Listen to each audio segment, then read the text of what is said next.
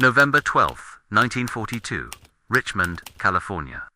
Permanente Metals Corporation Yard No. 2.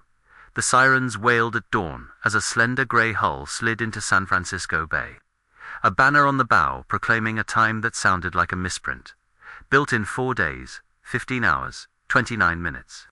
The ship was the Liberty Hull SS, Robert E. Peary, and the men and women on the ways knew what the stopwatch meant. Only a year earlier, it could take 230 days to deliver a cargo ship. Now, a civilian builder with no background in shipbuilding had wagered that a hull could be assembled almost as quickly as a car, and he had just proved it in front of cameras, commissioners, and skeptical admirals. To the workers who had been laying out prefabricated sections by floodlight and welding through the night, the moment was personal. To the officers tracking sinkings in the North Atlantic, it was strategic oxygen. The thesis of the war effort crystallized in steel. Speed itself could be a weapon if someone could redesign how ships were made. The idea came from Henry J. Kaiser, a contractor known for pouring concrete, not launching vessels. Before the war, he had strung highways across the West, thrown bridges over rivers, and delivered vast dams ahead of schedule. He understood crews, schedules, and the choreography of heavy work. What he did not have in 1940 was a shipyard, an avowed pedigree, or a union with the old line yards back east. The Maritime Commission had a problem that overwhelmed tradition. German U-boats were sinking merchant ships faster than Britain could replace them, and the United States had just agreed to become the arsenal for a world at war. In September 1941, the first Liberty ship, SS Patrick Henry, was launched after 244 days of work at Bethlehem Fairfield in Baltimore. The design was deliberately plain, about 441 feet long, roughly 10,000 tons deadweight, 2,500 horsepower triple expansion steam engine, 2 or 3 boilers, single screw, 11 knots on a good day. The genius was not glamour, but scale. If enough hulls could be turned out, the math would flip. If the math flipped, the Atlantic lifeline would hold. Kaiser's entry point was not a new blueprint, but a new process. He proposed to treat a ship like a kit. Instead of building keel-up in one place with teams of riveters following each other in sequence, he would break the hull into dozens of large sections, manufacture those sub-assemblies under roofs on parallel lines, and then weld the pieces together at the ways like a three-dimensional jigsaw. Welding was the controversial hinge. Riveting was the craft every old yard trusted. Welds, critics warned, were too new, too brittle in the cold, and demanded different discipline. Kaiser was blunt. Rivets required teams and time. Welds required machines, training, and a strict procedure. A riveted seam took hours and a crew of specialists. A welded seam could be laid in minutes if the joint was prepared and the welder properly drilled. The numbers were the argument. If prefabrication could put 5 crews to work simultaneously and welding could cut joining times by half, a ship's calendar would collapse. It began with land and light. In late 1940, Kaiser signed contracts, dredged mudflats on the Richmond shoreline, and inside 3 months had first keels in place. Where old yards grew from craft traditions, his sprang from logistics. Rail spurs penetrated each shop. Plate shops cut and curved steel into shell plates to standardized templates. Panel lines assembled decks and bulkheads flat, with automatic welding carriages, running long bead after long bead in controlled conditions. Assembly plants that might have been mistaken for aircraft factories turned out house-sized modules with ladders, pipes, and lockers already installed. Each module was tagged, loaded onto transporters, and staged by the ways in an order a planner had laid out down to the hour. The workforce looked like California. The average pre-war shipyard hired experienced men. Kaiser hired for capacity and then trained. By 1942, his 4 Richmond yards drew from Oklahoma and Texas dust, from Louisiana parishes and Arkansas farms, from Oakland neighborhoods and San Francisco's Chinatown. Women walked through the gates in numbers the industry had never considered. By mid-war, tens of thousands of women worked in Kaiser's shipyards as welders, burners, riggers, and inspectors. The yards opened round-the-clock childcare, so mothers on swing and graveyard shifts could work. One of the first industrial systems to do so at scale. A workforce that had never seen a ship up close, mastered layout and weld procedure specifications. Productivity followed instruction. A novice could learn to run a straight fillet and pass X-ray after weeks if the shop sequence made sense and inspectors enforced discipline. The output curve reflected that training. Where the first Liberty had taken 244 days, Richmond's average dropped to around 42 days per ship across 1943, and the fastest publicity build demonstrated an extreme: a hull from keelay to launch in under 5 days, with outfitting completed within the week. To understand why speed mattered, it is necessary to step back from the ways to the North Atlantic in 1942. The U-boat campaign peaked that summer, with over 100 Allied ships lost in June. Roughly 4 million tons sunk in the first half of the year worldwide. Britain's survival depended on food, fuel, and munitions crossing under escort. The United States' ability to project power depended on troopships and freighters in convoy. The Soviet Union's factories lived on Arctic convoys threading to Murmansk. The operational math was brutal and simple. If monthly sinkings exceeded new launchings, the Allies would fall behind. In early 1942, the balance tilted toward the U-boats. By the spring of 1943, with new escorts, radar, HF, DF, air cover, and above all, a backstop of new hulls, the balance flipped toward the convoys. Kaiser's yards were not the only source of hulls, but their cadence dozens of ships a month changed planning. Static graphs on a war production board chart turned into options at sea. Inside the Richmond yards, the choreography that made that cadence possible was not a single trick, but a stack of ordinary decisions arranged in a ruthless order. The yards standardized forms. Each Liberty ship used about 250,000 parts and roughly 7,000 tons of steel. By fixing dimensions and tolerances, the yards could buy steel plate in huge runs, pre-cut to nest efficiently. Material control, long romantic decisivement. A hull never paused because a yard lacked angle, iron, bolts, or valves. The yards designed fixtures that held sub-assemblies at the right angle, so welders worked comfortably and consistently. Outfitting crews installed miles of cable and pipe-in modules on benches rather than crawling through tight spaces after launch. A change that converted contortionist hours into assembly line minutes. Inspectors with clipboards and chalk were feared, and for good reason. A bad weld meant a crack, and a crack in cold water could run.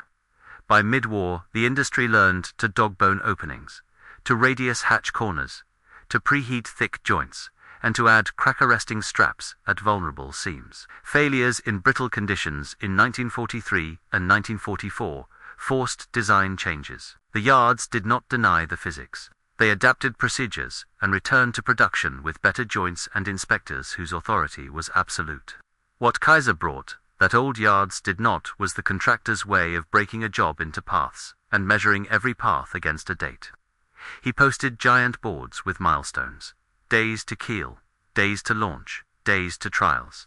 He tolerated showmanship because it served scheduled discipline. The Robert E. Peary race was showmanship with a purpose. Weeks before the stunt, shops built up a queue of completed modules. Subcontractors pre-positioned parts, and the yard rehearsed the lift plans. When the gong rang at 12:01 a.m., cranes were already staged, with slings set. Welders with leads tested stood on platforms, and crews that normally worked 8-hour rhythms rotated in 4-hour bites. The record mattered less than the demonstration to Washington. If a yard could surge to 5 days when orchestrated, it could hold a month-long pace without stunts. The Maritime Commission wanted assurance that its contracts would produce tonnage. Congress, that appropriations would become steel. The fleet, that replacements were not promises, but hulls alongside. The human tempo inside the yards was its own campaign. 3 shifts kept the panel lines and plate shops humming. In the welding school, instructors ran continuous cohorts. A woman who had never held a torch learned to tack in a week, to run a downhill fillet in 2, to pass a bend test in 3.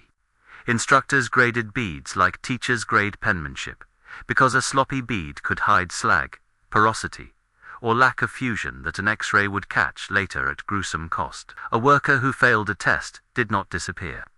The school recycled and drilled until the technique held. The result was an industrial army capable of taking a drawing and turning it into structure without waiting for a master's hand. The social consequences were not a footnote. These jobs paid union wages. For many families, a first decent income arrived with the first paycheck from a yard, and with it came expectations, childcare, on-site, cafeterias, medical clinics, and, after the war, a model for employer-paid healthcare Kaiser would formalize. Liberty ships were not elegant, but they were honest about their purpose. A typical ship carried about 9,000 tons of cargo, tinned food, tank parts, locomotives, aircraft crated in pieces, trucks lashed on deck, and jerrycans stacked like bricks. At 11 knots, a Liberty could cross the Atlantic in about 2 weeks if the convoy made its schedule, and its engines, simple and forgiving, could be maintained by wipers who had started the voyage as green hands. The British had asked for simple, cheap, and plentiful. The Americans adopted and amplified the brief. By the end of the war, roughly 2,700 Liberty ships had been launched, an average that, even if it varied by yard and month, tells the story. If it took 42 days across Richmond, on average in 1943-44, the yard could theoretically deliver about 3 ships every 4 days. In practice, with slipway turnarounds, launch cycles, and outfitting bottlenecks, the yards hit dozens per month. Normalized against losses, the story is sharper. When sinkings peaked at over 100 merchant ships per month in mid-1942, the replacement pipeline lagged. A year later, with Liberty deliveries spiking and escort carriers ruling the mid-ocean air gap, losses fell by more than half, while launches stayed high.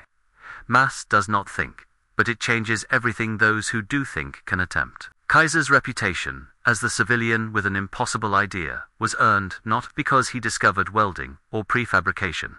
They both existed before, because he forced an industry to swallow both at scale, while he built the scaffolding around them. He did not try to reform the old yards on their terms. He built new ones around his. In Portland and Vancouver on the Columbia River, in Richmond on the bay, he repeated the pattern. Find flat ground with deep water. Pour concrete, lay rail, build shops. Hire foremen who believed, and instructors who could teach, and then measure output mercilessly. Where a traditional yard might slow because the casting shop was waiting on a foundry, Kaiser contracted alternate suppliers and redesigned brackets to standard plate profiles. Where an old yard kept craftsmen in craft silos, Kaiser cross-trained and redeployed. When the workforce needed housing, he raised an entire wartime community, complete with clinics, schools, and bus lines running on shipyard time. The hard part, he would say later, was not the steel, it was the system. Not every lesson went smoothly. Early in the program, the push to weld fast and cold intersected with winter seas and notch-sensitive steels. Several hulls developed long-running cracks, and a few failed catastrophically at sea. The causes were real. Brittle fracture in low temperatures due to stress concentrations, especially around square hatch corners and discontinuous weld terminations. The fixes were technical and procedural. Change steel specifications where necessary. Radius openings, add crack arresters, improve preheats and interpass temperature control. Institute rigorous inspection regimes, and retrain welders to finish beads properly. The broader lesson was cultural. The yards did not respond with denial or folklore. They treated cracks as defects to be analyzed. Naval architects, metallurgists, and yard engineers collaborated in a loop tighter than any pre-war practice had required. Within months, the fracture crisis abated, and Liberty ships continued to leave in volume. The program that had been derided as too cheap to be safe matured into a standard the post-war industry absorbed. On the Atlantic, the consequence of this speed was measured not in speeches but in convoy manifests, and tonnage landed. Normalized, a single Liberty ship at 11 knots, carrying 9,000 tons, could deliver roughly 18,000 ton-miles per day across a 2-week crossing leg. Multiply by 100 hulls in motion, and the numbers grow to millions of ton-miles daily. The Allies did not merely hold the line. They built a river of stuff that fed armies, replaced tanks, and kept refineries running. In early 1943, the first long-range aircraft began to close the mid-ocean air gap. By Black May of that year, U-boat losses surged, and their kills fell. Correlation is not causation, but the convoy's growing mass and cadence made the tactical improvements matter. Escorts could hunt instead of simply survive because a convoy of 40 ships with replacement tonnage behind it could afford to be aggressive. The shipbuilding graph and the battle graphs bent together. Kaiser's yards also delivered something harder to quantify: a psychology. The Peary's 4-day launch was, in truth, a staged sprint, with prefabricated assemblies banked ahead. No yard proposed to build every ship in 5 days, but the spectacle knocked down the last social objections inside agencies and newspapers. If a contractor from the West, with union crews of green welders and women in overalls, could throw a ship into the bay in less time than it took to build a farmhouse, then the notion that America could outproduce an enemy ceased to be rhetoric and became a daily fact ordinary workers could point at. The photograph on a worker's icebox: wife, children.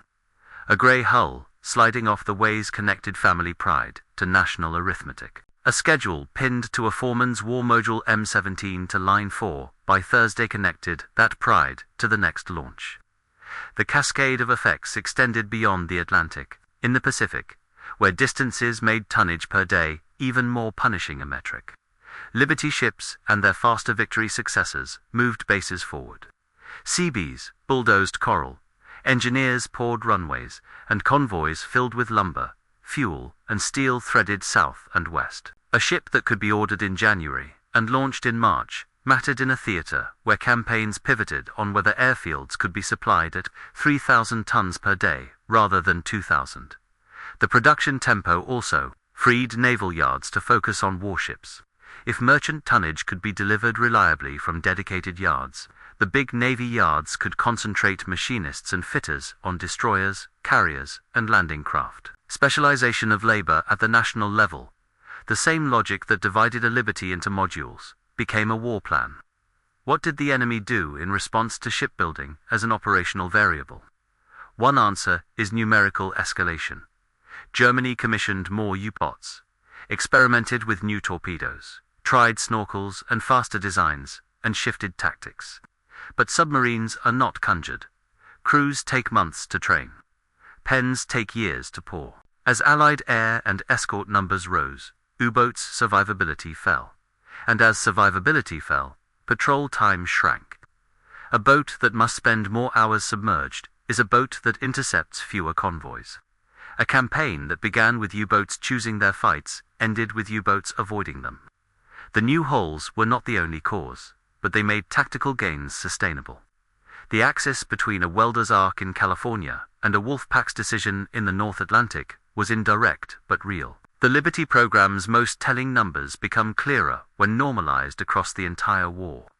The United States built roughly 2,700 Liberty ships between 1941 and 1945, averaging well under 2 months per hull during the peak years. If the early industry benchmark was 230 days, and Kaiser's yards averaged about 42, the delta per ship was over 180 days saved. Multiply by hundreds, and you get decades of calendar recovered across the fleet.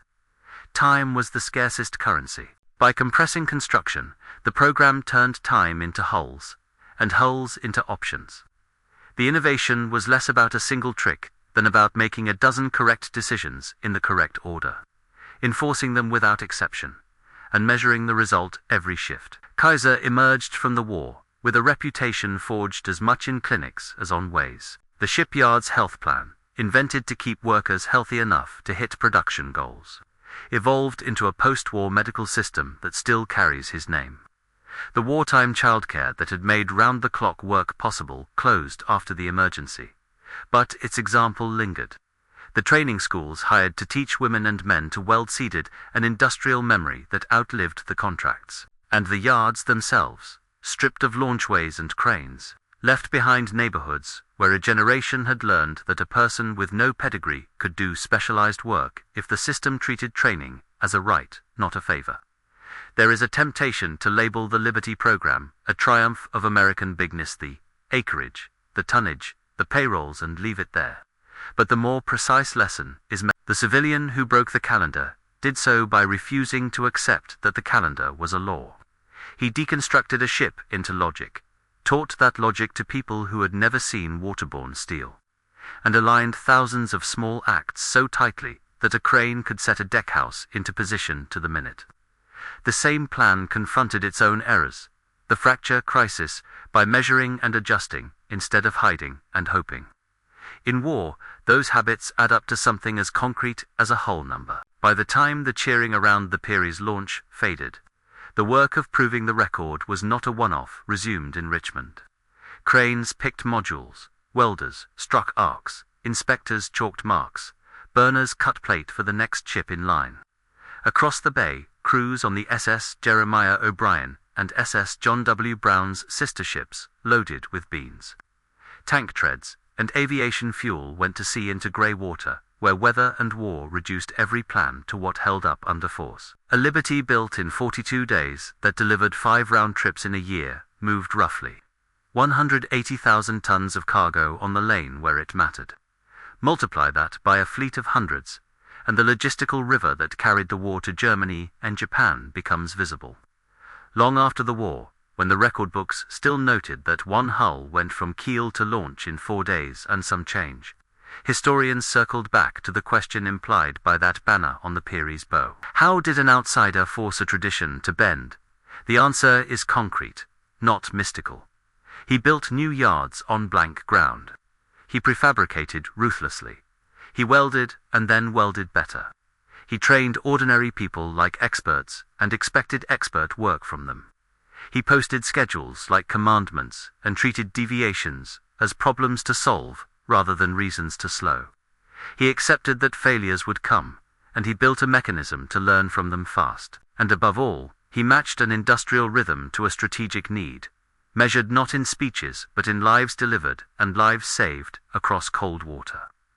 On November 12, 1942, in Richmond, California, the world saw a number painted on a banner and a grey hull rolling into the bay. Behind that number were daycare centers and weld schools. Rail, spurs, and panel lines, inspectors feared and respected, and a contractor who decided that if time was the decisive variable, time would be the material he moved first. The Battle of the Atlantic did not end because of a single shipyard or a single ship. It ended when countless decisions ashore produced enough hulls to make every convoy a moving argument the enemy could no longer refute. The lesson that remains is not that miracles happen. It is that calendars break when systems are built to break them on purpose. And that, in a war where logistics decides, the most humane weapon is sometimes a schedule that turns months into weeks and weeks into days until a ship slides into the water and the math of survival begins to change. As we approach the end of our remembrance today, we're grateful you listened to this full story with us, and we're glad our archive has nourished your heart and soul. War stories have probably also marked your family's life in some way, haven't they? Maybe you wore the uniform yourself, or perhaps someone you loved did. Your father, a grandfather, or even an uncle. If so, we'd like to invite you to add another chapter to this record. Share with our community a war story that resonates in your family in the comments below. It could be a family tale, a saved letter, a lesson learned on a flight line, or in a muddy field. Anything you want. Tell us from where and what time are you listening to this message. This contribution helps to grow and keep our community together. We can't let these incredible stories be lost in time. The World War II Archives channel was created to honor and preserve these memories. Finally, if this resonates with you, we invite you to subscribe and perhaps share it with a friend who also recognizes the importance of these tales. Stay tuned so you don't miss the next one of our lost archives yet to come.